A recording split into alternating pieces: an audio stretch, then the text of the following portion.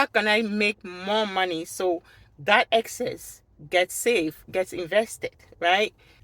Hello, my friends. A quick one, just a quick one, because I need to share. When we think financial independence, we think, oh, we're just gonna have to sacrifice everything, and we're gonna live on rice and beans for a long time just to save money, to invest more money. So when I decided to start my financial independence journey, that was one thing that I really didn't want to sacrifice, because I am conscious of the future, but I'm even more conscious of the now, because I know um tomorrow is not guaranteed, right? But today is all you have. So I always focus on today, and had a long term goal for saving, retirement, and all that.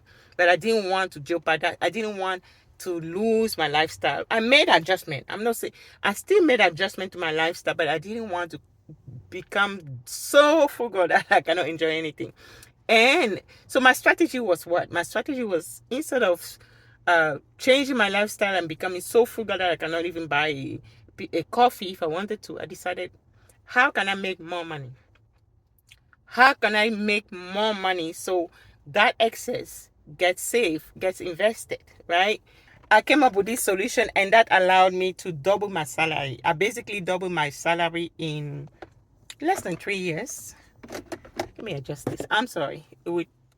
You always have to look for the best sources of light to take to do a video.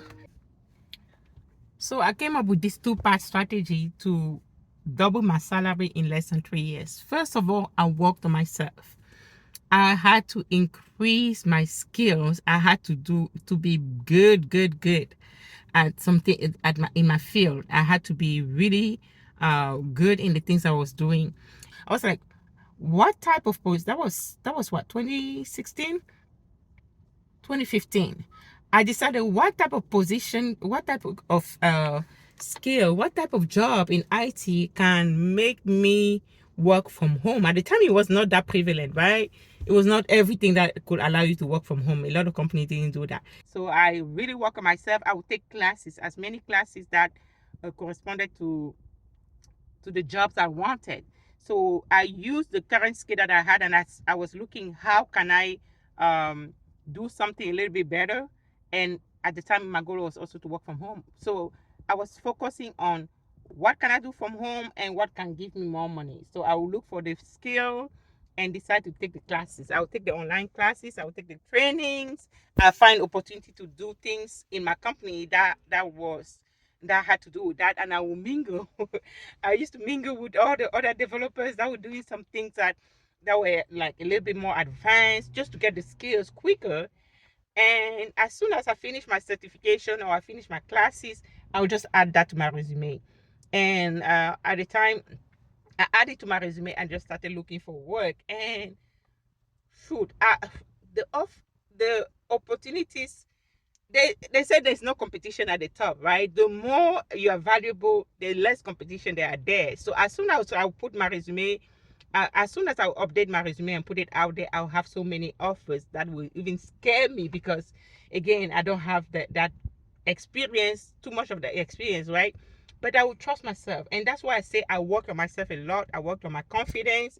And that's what I want to talk about. I talk a lot about mindset, because you have to know your value and you have to build your confidence so that you can go for these interviews. You go to interviews, you have to have confidence. You have to be able to market yourself, to sell yourself, and you have to really earn that position. So I kept doing that. I kept increasing my skills. I kept working on myself, and I would update my resume and put myself out there and look for work, and I would get the job. So I did that for 3 years. I did that for 3 years. And at the time I decided, let me focus, instead of getting W-2, let me focus on short-term contracts, right? In my field, because I work in IT. I decided to take on short-term contracts, because I was seeking experience. I was looking for experience. And because I knew I just had the training, I don't have the experience, I would go in and say, you know what, I learned this stuff. I don't master it yet, but if you give me a chance, I learn really, really fast. I will sell myself. I was working a lot on my confidence. I'll go out there, sell myself, and get these short-term contracts, 6 months, 1 year, because I wanted to learn to increase my value. So I did maybe 3 or 4 contracts within the 3 years. Of course, the salary, each time I changed job, the salary increased. The opportunity were bigger. I had more money. They were giving me more money. Even as a contract, I was already getting a lot more money. But what I was gaining more was the experience. I kept building on my experience. I kept going for this short-term contract. I'll be with people, mingle with different people, try to see what they're doing, try to learn what they're doing. And by the time my contract is up, I knew I had a lot more experience, and I knew I was not scared for the next job. I was not scared to go for a next job with more money and with high value. So that's what it is, really, job hopping. If you're in that position, you can give yourself a few years, change job for a period of time, and each time you change your job, you see you make a bit more money each time.